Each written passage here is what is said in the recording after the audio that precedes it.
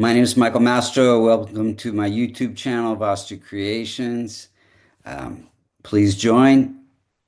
Today we're going to look at the chart for the legendary rock star Sly Stone of the groups Sly and the Family Stone. If you look to the eastern horizon using Vedic sidereal zodiac, at the time of his birth, you would see the constellation associated with Leo rising at 0 degrees. This is a rectified chart, since there's no time of birth available. Um, First, we're going to look and see how the planets are operating in his chart, and then when they're operating during certain events in his life, and what could be done to strengthen the chart. First off, Sun is ruling the chart. It is poorly placed in the challenging eighth house. So that makes it weak. It's also weak in degrees. Any planet that's less than 5 degrees or more than 25 is said to be in infant or old age state, which cannot promote or protect its own significations. So, Sun ruling the chart gives great leadership abilities. He was the leader of the funk rock movement, and because it's weak, it can create some challenges, ups and downs in career. Then we have challenging moon. Any multicona sign found in the sixth, eighth, or the 12th house. Here we see the number four in the 12th house means Cancer ruled by moon. So moon can be challenging, and it is placed in the house of income. So it challenges his income from time to time. There can be losses. He did live out of his car for a certain amount of time. Um, and then moon itself has to do with mind. And the 12th house can create some addictive issues. He was addicted to cocaine and other drugs.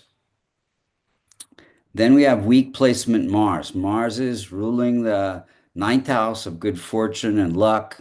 It is placed in the sixth house, which is a challenging house. So it makes it weak.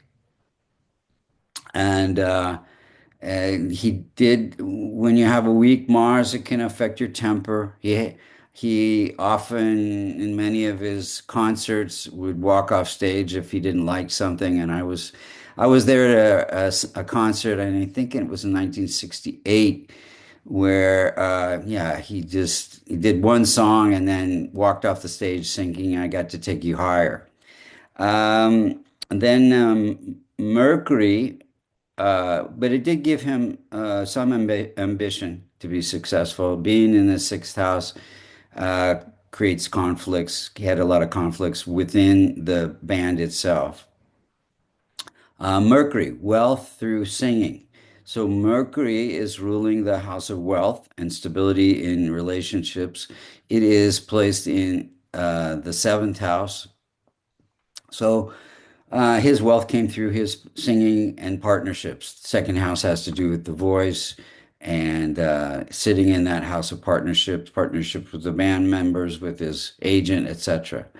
Then we have weak afflicted by moon, Jupiter. Jupiter is sitting in the house of income. It is ruling the house of creativity and entertainment.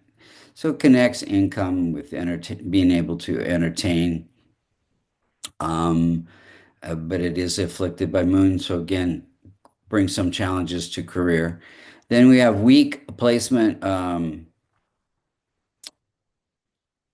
Venus, which is in old age, and it is ruling the house of success, and it is placed in the eighth house. So it brings a success through entertainment. Um, the third house can have to do with lungs. He did die of COPD, um, difficulty breathing. Um, and the eighth house also has to do with emotion and being able to convey those emotions, which he did through his music. healing emotions. Then we have Saturn. Saturn is ruling the house of partnerships. It is placed in the house of career. Again, connects career through the partnerships with the band members, etc. Then we have challenging Rahu and Ketu, which are close to his rising sign degree, which means they afflict 12 out of his 6 out of his 12 houses, especially affects relationships. He didn't have a lot of luck in long-term relationships, personality, health issues, success, COPD.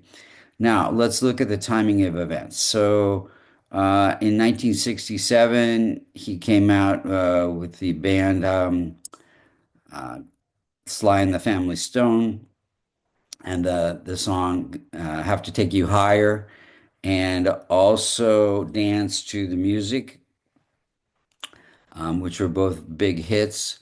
Um, and then he got married in, I think, 75 or 4, and also split up the band as well in 75 during a K2 period. K2 can create endings.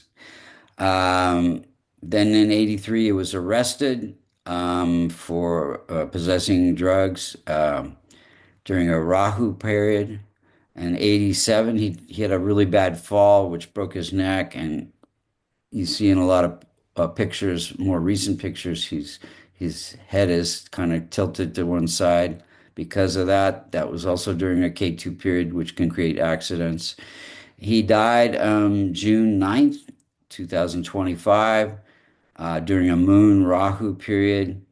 Rahu is afflicting the first house of longevity, and Mars um, at that time. If you look at the circular chart on the left, you see the inner circle is where the planets were when he's born, and you see Rahu afflicting, natal Rahu afflicting, transiting Mars, and Rahu. He's in a Rahu period, and Rahu and Ketu are afflicting the first house of longevity and vitality. And then, what could be done to strengthen the chart? Well, he was already involved in some charity work, but more of that would have helped transform Rahu, Ketu, and Moon, especially helping women. And then the rest of the planets could be strengthened with my favorite remedy, a Kavash, which is a silver locket containing the Devata yantras and mantras for his benefic planets.